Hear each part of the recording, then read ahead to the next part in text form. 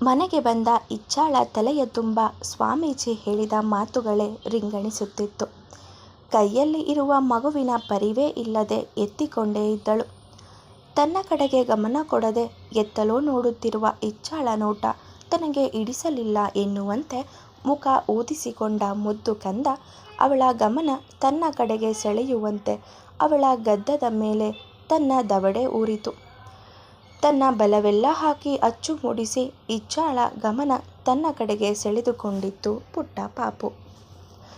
ಬಂಗಾರಿ, ನಿನ್ಗೇನೂ ಆಗೋದಕ್ಕೆ ಬಿಡೋದಿಲ್ವೇ? ನನ್ನ ಮಗನಂತೂ ಉಳಿಸ್ಕೊಳ್ಳೋಕ್ಕಾಗಲಿಲ್ಲ, ಆದರೆ ನಿನ್ನನ್ನು ಯಾವ ಕಾರಣಕ್ಕೂ ಕಳ್ಕೊಳ್ಳೋದಿಲ್ಲ. ಅದ್ಯಾವ ರಣಹದ್ದು ಬರ್ತಾನೋ ನಾನು ನೋಡ್ತೀನಿ. ನನ್ನ ಜೀವ ಒತ್ತೆ ಇಟ್ಟಾದರೂ ನಿನ್ನನ್ನು ಕಾಪಾಡ್ತೀನಿ ಕಂದ ಎನ್ನುತ್ತಾ ಮಗುವನ್ನು ಅಪ್ಪಿ ಹಿಡಿದು ಮುಖದ ತುಂಬ ಮುದ್ದಿಸಿದಳು. ಅವಳ ಬಿಗಿ ಹಿಡಿತದ ದಾಳಿಗೆ ಕಂಗಾಲಾದ ಮಗು ಕಿಟಾರನೆ ಕಿರುಚಿಕೊಂಡಿತ್ತು. ಪಟ್ಟನೆ ತನ್ನ ಯೋಚನೆಯಿಂದ ಹೊರಬಂದು ಸಾರಿ ಪುಟ್ಟ ಎನ್ನುತ್ತಾ ಮಗುವನ್ನು ಎತ್ತಿಕೊಂಡು ಸಂತೈಸತೊಡಗಿದಳು. ಅಕ್ಕ, ಸ್ವಾಮಿಗಳು ಏನು ಹೇಳಿದ್ರು? ನಾಮಕರಣ ಯಾವಾಗ ಮಾಡೋದಂತೆ ಎಂದು ಕೇಳುತ್ತಾ ಜ್ಯೂಸ್ ಹಿಡಿದು ಬಂದಳು ಅಂಬಿಕಾ.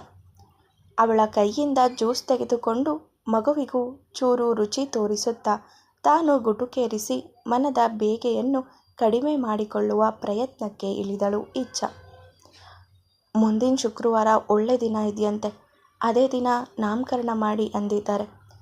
ಶುಕ್ರವಾರಕ್ಕೆ ಇನ್ನಿರೋದು 6 ದಿನ. ಅಷ್ಟರಲ್ಲಿ ನಾಮಕರಣಕ್ಕೆ ಎಲ್ಲ ವ್ಯವಸ್ಥೆ ಆಗುತ್ತಾ?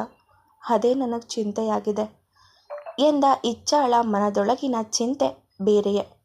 ಬಾಯಲ್ಲಿ ಮಾತ್ರ ನಾಮಕರಣದ ಹೆಸರು ಹೇಳಿದಳು.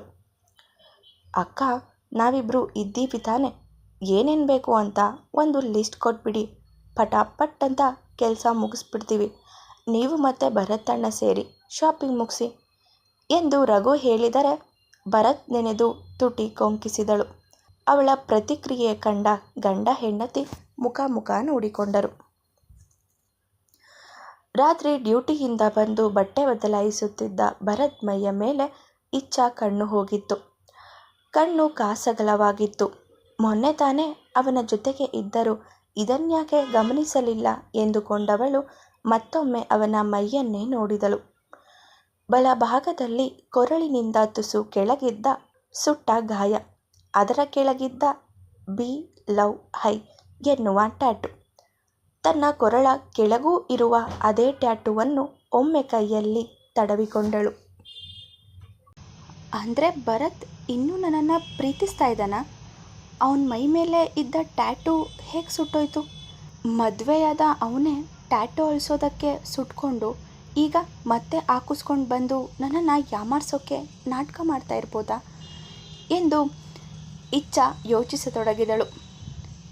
ಅವನ ಮೈ ಮೇಲಿನ ಟ್ಯಾಟು ಸುಟ್ಟು ಹಾಕಿದ್ದಾನೆ, ಹಾಗೆ ನನ್ನ ಮೇಲೂ ಇರಬಾರ್ದು ಅನ್ನೋ ಕಾರಣಕ್ಕೆ ಆ್ಯಸಿಡ್ ಹಾಕಿರ್ಬೋದಾ ಎಂದು ಯೋಚಿಸತೊಡಗಿದ ಹುಡುಗಿಯ ಪ್ರಶ್ನೆಗೆ ಉತ್ತರ ಸಿಗಲಿಲ್ಲ. ಯೂನಿಫಾರ್ಮ್ ಕಳಚಿ ಶರ್ಟ್ ಒಗೆಯಲು ಹಾಕುತ್ತಿದ್ದವ ಇಚ್ಛಾಳ ನೇರ ನೋಟ ತನ್ನ ಮೈಯ ಮೇಲಿರುವುದನ್ನು ಕಂಡು ಮುಜುಗರಗೊಂಡಿದ್ದ. ಅವಳ ಕಣ್ಣಿಗೆ ಮರೆಯಾಗುವಂತೆ ಕಬೋರ್ಡ್ ಒಳಗಿನಿಂದ ಟವಲ್ ತೆಗೆದು ಮೈ ಮೇಲೆ ಹೊದ್ದುಕೊಂಡ. ಏನೇ ಹೆಂಡ್ತಿ, ಅಷ್ಟೊಂದು ಲವ್ವ ನನ್ನ ಮೇಲೆ? ಏನಾದರೂ ಹೊಸ ಆಸೆ ಇದ್ದರೆ ಬಾಯ್ಬಿಟ್ಟು ಹೇಳಬೇಕಪ್ಪ. ಈ ರೀತಿ ನುಂಗೋ ಥರ ನೋಡಿದ್ರೆ ನನಗೆ ನಾಚಿಕೆ ಆಗುತ್ತೆ ಎನ್ನುತ್ತಲೇ ನಾಚಿಕೊಂಡವನಂತೆ ನಟಿಸುತ್ತಾ ಟವಲನ್ನು ಮತ್ತಷ್ಟು ಒದ್ದುಕೊಂಡು ತನ್ನ ಕೆನ್ನೆಯ ಮೇಲೆ ಕೈಯಾಡಿಸಿ ಕಣ್ಣು ಮಿಟುಕಿಸಿ ನಕ್ಕ. ಕೆಟ್ಟದಾಗಿ ಮಾತಾಡಿದ್ರೆ ನಿನ್ನೊಂದು ಕೆನ್ನೆ ಮೇಲೆ ಮಾಡಿರೋ ಮಾರ್ಕ್ ಇನ್ನೊಂದು ಕೆನ್ನೆ ಮೇಲೂ ಇರುತ್ತೆ ಎಂದ ಇಚ್ಛಾಳನ್ನೇ ದುರುಗುಟ್ಟಿ ನೋಡುತ್ತಾ, ಒಂದಲ್ಲ ಒಂದು ದಿನ ನನ್ನ ಕೈಗೆ ಸಿಕ್ ಬೀಳ್ತಿಯಲ್ಲ, ಆ ದಿನ ಹುಲಿ ಜಿಂಕೆಯನ್ನು ನುಂಗಿದಂತೆ ನುಂಗ್ಬಿಡ್ತೀನಿ ನೋಡು ಎಂದ ಭರತ್. ಅದೇನು ಮಾಡ್ತೀಯೋ ನಾನು ನೋಡ್ತೀನಿ, ಅದೆಲ್ಲ ಸೈಡಲ್ಲಿರಲಿ. ಅದೇನದು ನಿನ್ನ ಎದೆ ಮೇಲಿರೋದು ಎಂದು ಕೇಳುತ್ತಾ ಅವನ ಹತ್ತಿರ ಬಂದಳು. ಮೈಮೇಲಿದ್ದ ಟವಲನ್ನು ಮತ್ತಷ್ಟು ಹೊತ್ತುಕೊಳ್ಳುತ್ತಾ, ಅದೇನೂ ಇಲ್ಲ, ನೀನು ನೋಡುವಂಥದ್ದು ಏನಿಲ್ಲ, ನಿನ್ನ ಮಗಳು ಎದ್ಲಾ ಅಂತ ನೋಡು ಎನ್ನುತ್ತಾ ಸ್ನಾನಕ್ಕೆ ಹೊರಟವನಿಗೆ ಅಡ್ಡಲಾಗಿ ನಿಂತು ಬಿಟ್ಟಳು ಇಚ್ಛಾ. ಅವನ ಕೈಯಲ್ಲಿ ಬಂದಿಯಾಗಿದ್ದ ಟವಲ್ ಎಳೆಯುತ್ತಾ, ಆ ಟ್ಯಾಟೂ ಮತ್ತೆ ಸುಟ್ಟ ಗಾಯ ನಾನು ನೋಡಬೇಕು, ಬಿಡು ನೀನು ಎಂದಳು. ನಿನ್ನೆದ್ರು ಈಗಿರೋದಕ್ಕೆ ನನಗೆ ನಾಚಿಕೆ ಆಗ್ತಿದೆ. ಆದರೆ ನಿನಗೊಂಚೂರು ನಾಚಿಕೆನೇ ಇಲ್ವಲ್ಲೇ, ಹೋಗೆ ನೀನು, ನನ್ನನ್ನು ನೋಡೋದೇನು ಬೇಡ ಎನ್ನುತ್ತಾ ಅವಳ ಕೈಯಿಂದ ಟವೆಲ್ ಬಿಡಿಸಿಕೊಳ್ಳತೊಡಗಿದ. ನಾನು ನೋಡಬೇಕು ಅಂದರೆ ನೋಡಬೇಕು, ನಾನು ಬೇಡ ಅಂತ ಬೇಡ್ಕೊಂಡ್ರೂ ಬಿಡದೆ ತಾಳಿ ಕಟ್ಟಿದಾಗಲೇ ನಾಚಿಕೆ ಹೋಯಿತು ಎನ್ನುತ್ತಾ ಅವನಿಂದ ಟವಲ್ ಎಳೆದುಕೊಂಡಿದ್ದಳು. ಅವನ ಮೈಯ ಸ್ಪರ್ಶಿಸಬಾರದು ಎಂದುಕೊಂಡರೂ ಹಿಂದಿನ ನೆನಪುಗಳು ಅವಳ ಕೈಯನ್ನು ಅವನ ಕೊರಳತ್ತ ಕೊಂಡೊಯ್ದಿತ್ತು. ಸುಟ್ಟ ಗಾಯ ಹಾಗೂ ಅದರ ಕೆಳಗಿನ ಟ್ಯಾಟೂ ಮೇಲೆ ನವಿರಾಗಿ ಕೈಯಾಡಿಸಿ, ಭರತ್, ಇಲ್ಲಿ ಟ್ಯಾಟೂ ಹೇಗೆ ಸುಟ್ಟೋಯ್ತು? ನನ್ನ ಮೇಲಿನ ಕೋಪಕ್ಕೆ ನೀನು ಸುಟ್ಟು ಹಾಕಿರಬೇಕು ಅಲ್ವಾ ಎನ್ನುತ್ತಾ ಅವನ ಎದೆಯ ಮೇಲಿದ್ದ ಸುಟ್ಟ ಚರ್ಮದ ಕೆಳಗಿದ್ದ ಟ್ಯಾಟೂವನ್ನೇ ನೋಡತೊಡಗಿದಳು. ಅದೆಲ್ಲ ನಿನ್ಗ್ಯಾಕೆ? ನಾನೇ ಆ್ಯಸಿಡ್ ಹಾಕಿ ಸುಟ್ಕೊಂಡಿದ್ದು ಅಂದ್ಕೊಂಡು ಸುಮ್ಮನಿರು, ಬೇಡ್ದ ಅಧಿಕ ಪ್ರಸಂಗ ಮಾಡಬೇಡ ಎಂದು ಧ್ವನಿಯಲ್ಲಿ ತುಸು ಅಸಹನೆ ಬೆರೆಸಿ ಹೇಳಿದ ಭರತ್. ಅಡ್ಡಲಾಗಿ ನಿಂತವಳನ್ನು ದೂಡಿ ಬದಿಗೆ ಸರಿಸಿ ಬಾತ್ರೂಮ್ ಒಳಗೆ ತೂರಿಕೊಂಡ. ಅವನೆಷ್ಟೇ ಬೇಡ ಅಂದುಕೊಂಡರೂ ಕೆಲವೊಮ್ಮೆ ಕೆಟ್ಟ ನೆನಪುಗಳು ಮರುಕಳಿಸಿ ಅವನನ್ನು ಕೋಪಿಷ್ಠನಾಗಿಸುತ್ತದೆ. ಭರತ್ ಜೀವನದಲ್ಲಿ ಏನಾಗಿದೆ? ನಿಜವಾಗಿಯೂ ಅವನು ಖುಷಿಯಾಗಿದ್ನಾ? ಯಾಕೋ ಇವನ ನಡೆ ನೋಡ್ತಾ ಇದ್ರೆ ಅನುಮಾನ ಬರ್ತಿದೆ. ನನ್ನ ಮೇಲಿನ ಕೋಪಕ್ಕೆ ಟ್ಯಾಟೂ ಸುಟ್ಟು ಹಾಕಿದ್ನಾ ಅಥವಾ ವೇದಿಕಾಗೋಸ್ಕರನಾ ಎಂದುಕೊಂಡವಳಿಗೆ ಅದೇಕೋ ಅಷ್ಟು ಇಷ್ಟ ಆಗಲಿಲ್ಲ. ಭರತ್ ಇನ್ನೊಂದು ಹೆಣ್ಣಿಗಾಗಿ ತನ್ನ ಹೆಸರನ್ನು ಅಳಿಸಿದ ಅನ್ನುವುದನ್ನು ಒಪ್ಪಿಕೊಳ್ಳಲು ಮನಸ್ಸು ಹಿಂಜರಿಯಿತು. ಪ್ರೀತಿಸಿದ ವ್ಯಕ್ತಿ ತಾವು ದೂರಾದ ಮೇಲೂ ತಮ್ಮ ನೆನಪಲ್ಲೇ ಒಂಟಿಯಾಗಿ ಇದ್ದರೆ, ಅಯ್ಯೋ ನನ್ನಿಂದಾಗಿ ಅವರು ಒಂಟಿಯಾಗಿ ಜೀವನ ಕಳೆಯುವಂತಾಯಿತು ಎಂದು ಕೊರಗುತ್ತಾ ಒಳಗೊಳಗೆ ತಮ್ಮನ್ನು ಅಷ್ಟೊಂದು ಪ್ರೀತಿಸುವ ವ್ಯಕ್ತಿ ಇದ್ದಾರೆ ಎಂದು ಒಳಗೊಳಗೆ ಖುಷಿ ಪಡುವವರು ತಮ್ಮ ಪ್ರೀತಿ ತಮ್ಮನ್ನು ಮರೆತು ಇನ್ನೊಂದು ಮದುವೆ ಆದರೂ ಅಂದರೆ ಖುಷಿ ಪಡೋದಿಲ್ಲ. ಅದರ ಬದಲು ಹೊಟ್ಟೆ ಉರಿ ಪಡುತ್ತೆ. ಅವರು ತಮ್ಮ ಸಂಗಾತಿಯೊಂದಿಗೆ ಚೆನ್ನಾಗಿ ಇದ್ದಾರೆ ಅಂದರೆ ಮನಸ್ಸು ಒಪ್ಪಿಕೊಳ್ಳೋದಕ್ಕೆ ತಯಾರಿರೋದಿಲ್ಲ. ಈಗ ಇಚ್ಛಾಳಿಗೂ ಕೂಡ ಅದೇ ರೀತಿಯಾಗುತ್ತಿತ್ತು. ವೇದಿಕಾನ ಅಷ್ಟೊಂದು ಪ್ರೀತಿಸ್ತಾ ಇದ್ದರೆ ಅವಳ ಫೋಟೋ ಎಲ್ಲಿದೆ? ಎಲ್ಲೂ ಒಂದು ಫೋಟೋ ಕೂಡ ಇಲ್ಲ. ಅಷ್ಟೊಂದು ಪ್ರೀತಿ ಇರ್ತಿದ್ರೆ ಅವರಿಬ್ಬರು ಜೊತೆಯಾಗಿ ಇರೋ ಫೋಟೋಗಳು ಇಲ್ಲಿ ಎಲ್ಲಾದರೂ ಇರಬೇಕಲ್ಲ. ಅವಳು ಹೇಗಿದ್ಲು? ನನಗಿಂತ ಚೆನ್ನಾಗಿದ್ಲಾ ಅಂತ ನೋಡಬೇಕು. ಫೋಟೋ ನೋಡಿದ್ರೆ ಅವರಿಬ್ಬರ ಸಂಬಂಧ ಹೇಗಿರಬಹುದು ಅನ್ನೋ ಕ್ಲಾರಿಟಿ ಸಿಗುತ್ತೆ ಎನ್ನುತ್ತಾ ಕಬೋರ್ಡ್ ಒಳಗೆಲ್ಲ ವೇದಿಕಾ ಫೋಟೋಗಾಗಿ ಹುಡುಕಾಡತೊಡಗಿದಳು. ಕಬೋರ್ಡ್ ಒಳಗಿನ ಎಲ್ಲ ವಸ್ತುಗಳನ್ನು ತೆಗೆದು ಜಾಲಾಡಿದರೂ ವೇದಿಕಾಳ ಒಂದು ಫೋಟೋವಾದರೂ ಅವಳ ಕೈಗೆ ಸಿಗಲಿಲ್ಲ. ಇವನ ಹೆಂಡತಿ ಏನು ತ್ರಿಪುರ ಸುಂದ್ರಿನ? ದೊಡ್ಡ ತ್ರಿಪುರ ಸುಂದ್ರಿ ಅನ್ನೋ ಹಾಗೆ ಬಚ್ಚಿಟ್ಟಿದ್ದಾನೆ ಎಂದು ಗೊಣಗುತ್ತಾ ರೂಮ್ ತುಂಬ ಕಣ್ಣಾಡಿಸಿದಳು. ಕಬೋರ್ಡಿನ ಮೇಲಿನ ಕಾನೆಯಲ್ಲಿ ಯಾವುದೋ ಪುಟ್ಟ ಸೂಟ್ಕೇಸ್ ಕಾಣುತ್ತಿದ್ದಂತೆ ಅವಳ ಕುತೂಹಲ ಗರಿಗೆದರಿತು. ಅದರಲ್ಲಿ ಏನಿದೆ ಅಂತ ನೋಡಬೇಕು. ವೇದಿಕಾ ರಹಸ್ಯ ಅಲ್ಲಿ ಖಂಡಿತ ಇರುತ್ತೆ ಎಂದು ಸೂಟ್ಕೇಸ್ ತೆಗೆಯಲು ಹೋದವಳಿಗೆ ಅದು ಎಟುಕದೆ ಅಲ್ಲೇ ಇದ್ದ ಪ್ಲಾಸ್ಟಿಕ್ ಚೇರ್ ಎಳೆದು ಅದರ ಮೇಲೆ ಹತ್ತಿ ಸೂಟ್ಕೇಸ್ ಎಳೆಯತೊಡಗಿದಳು. ಅಷ್ಟರಲ್ಲಿ ಬಾತ್ರೂಮ್ ಬಾಗಿಲು ತೆರೆದು ಬಂದ ಭರತ್ಗೆ ಅವಳು ಸೂಟ್ಕೇಸ್ ಎಳೆಯುತ್ತಿರುವುದು ಕಂಡಿತು. ಅದರೊಳಗಿರುವ ವಸ್ತುಗಳ ನೆನಪಾಗುತ್ತಲೇ ಇಚ್ಛಾಳ ಅಧಿಕ ಪ್ರಸಂಗಕ್ಕೆ ಸಿಟ್ಟು ಏರಿತು. ಮೊದಲೇ ಇದ್ದ ಸಿಟ್ಟನ್ನು ಕಡಿಮೆ ಮಾಡಿಕೊಳ್ಳಲು ಒಂದಷ್ಟು ಹೊತ್ತು ತಣ್ಣಗಿನ ಶವರ್ ನೀರಿಗೆ ತಲೆಯೊಡ್ಡಿ ಬಂದಿದ್ದ. ಈಗ ತಾನೇ ಇಳಿಯುತ್ತಿರುವ ಕೋಪ ಇಚ್ಛಾ ಮಾಡುತ್ತಿದ್ದ ಕೆಲಸದಿಂದ ಮತ್ತೆ ಏರಿತು. ಇಚ್ಛಾ ಎಂದು ಭರತ್ ಕೂಗುತ್ತಿದ್ದ ಹಾಗೆ ಗಾಬರಿಯಿಂದ ಕೈಯಲ್ಲಿ ಇದ್ದ ಸೂಟ್ಕೇಸ್ ಬಿಟ್ಟು ಬಿಟ್ಟಳು. ಮುಕ್ಕಾಲು ಪಾಲು ಹೊರಬಂದಿದ್ದ ಸೂಟ್ಕೇಸ್ ಮೇಲಿನ ಅವಳ ಹಿಡಿತ ಸಡಿಲವಾಗುತ್ತಲೇ ಸೂಟ್ಕೇಸ್ ಕೆಳ ಜಾರಿ ಬಾಯಿ ತೆರೆದುಕೊಂಡು ಬಿದ್ದಿತು. ಕೆಲವು ಸುಟ್ಟ ಅವಶೇಷಗಳು ಏನು ಎಂದು ಇಚ್ಛಾಳಿಗೆ ತಿಳಿಯಲಿಲ್ಲ. ಭರತ್ನನ್ನು ನೋಡುತ್ತಾ ಕಳ್ಳಿಯಂತೆ ಕೆಳಗೆ ಇಳಿಯುತ್ತಿದ್ದವಳನ್ನು ಎಳೆದು ಕೆನ್ನೆಯ ಮೇಲೆ ತನ್ನ ಬೆರಳಚ್ಚು ಮೂಡಿಸಿದ.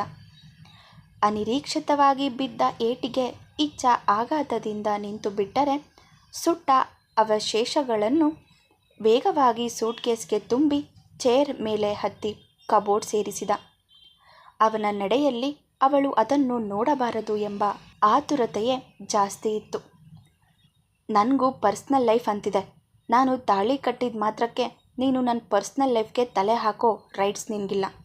ಇನ್ನೊಂದು ಸಲ ಆ ಸೂಟ್ಕೇಸ್ ಮುಟ್ಟೋ ಮೊದಲು ನಾನು ಕೊಟ್ಟ ಏಟು ನೆನಪು ಮಾಡ್ಕೊ. ಮರ್ಯಾದೆ ಅನ್ನೋದು ಸ್ವಲ್ಪನಾದರೂ ಇದ್ದರೆ ಆ ಸೂಟ್ಕೇಸ್ ಮತ್ತೆ ಮುಟ್ಟಬೇಡ ಎಂದು ಎಚ್ಚರಿಸಿದವನಂತೆ ಕಬೋರ್ಡ್ ತೆರೆದು ಇನ್ನೊಂದು ಜೊತೆ ಯೂನಿಫಾರ್ಮ್ ಹಿಡಿದು ಪಕ್ಕದ ರೂಮಿಗೆ ನಡೆದಿದ್ದ.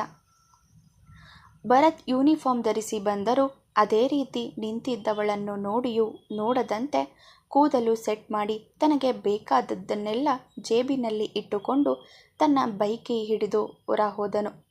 ಹಳೆಯ ನೆನಪೊಂದು ಅವನನ್ನು ಕಿತ್ತು ತಿನ್ನತೊಡಗಿತ್ತು. ಬೈಕ್ ಓಡಿಸುತ್ತಲೇ, ಇಚ್ಛಾ, ಅದರಲ್ಲಿ ಇರೋದನ್ನು ನೀನು ಯಾವತ್ತೂ ನೋಡಬಾರ್ದು. ನನ್ನ ಬಲಹೀನತೆ, ನನ್ನ ಪಾಸ್ಟ್ ಲೈಫ್ ಎರಡೂ ನಿನ್ನ ಮುಂದೆ ಯಾವತ್ತಿಗೂ ಬರಬಾರ್ದು. ನಿನ್ನ ಹಳೆ ಜೀವನ ನನಗೆ ಬೇಡ, ಹಾಗೆ ನಿನಗೂ ಕೂಡ ನನ್ನ ಹಳೆ ಜೀವನ ಬೇಡ. ಹಳೆಯದ್ದನ್ನೆಲ್ಲ ಮರೆತು ನಾನು ಜೀವನ ಮಾಡಬೇಕು ಅಂದ್ಕೊಂಡ್ರು ನೀನೇ ಮತ್ತೆ ನೆನಪು ಮಾಡಿ ಕಾಡ್ತೀಯಲ್ಲ ಇಚ್ಛಾ. ಯಾಕೀಗ ನನ್ನನ್ನು ನೆಮ್ಮದಿಯಾಗಿರೋದಕ್ಕೆ ಬಿಡದೆ ಕಾಡ್ತೀಯ? ನನ್ನ ಸಂತೋಷದಿಂದ ಇರೋದು ನಿನಗಿಷ್ಟ ಇಲ್ವಾ? ನಿನಗೆ ಇದ್ದಂತೆ ಕೆಟ್ಟ ಪಾಸ್ಟ್ ನನಗೂ ಇದೆ. ಅದು ನನ್ನಲ್ಲೇ ಸಮಾಧಿಯಾಗಲಿ. ಮತ್ತೆ ಮತ್ತೆ ಹಳೆಯದ್ದನ್ನು ಕೆತ್ಕೋದಕ್ಕೆ ಪ್ರಯತ್ನ ಪಟ್ಟರೆ ನಾನು ಮತ್ತೆ ಕೆಟ್ಟವನಾಗಬೇಕಾಗುತ್ತೆ. ಬೇಡ ಇಚ್ಛಾ, ಇದೆಲ್ಲ ಹಳೆಯ ನೆನಪುಗಳು, ಹಾಗೆ ತೊಳೆದು ಹೋಗಲಿ ಎಂದುಕೊಂಡ ಭರತ್ ಕಣ್ಣುಗಳು ಕೆಂಡ ಉಗುಳುತ್ತಿತ್ತು. ಹಳೆಯ ನೆನಪೊಂದು ಅವನ ಕಣ್ಣೆದುರು ಕಾಣುತ್ತಲೇ ಕ್ರೋಧದ ತೀವ್ರತೆ ಹೆಚ್ಚಾಗಿತ್ತು.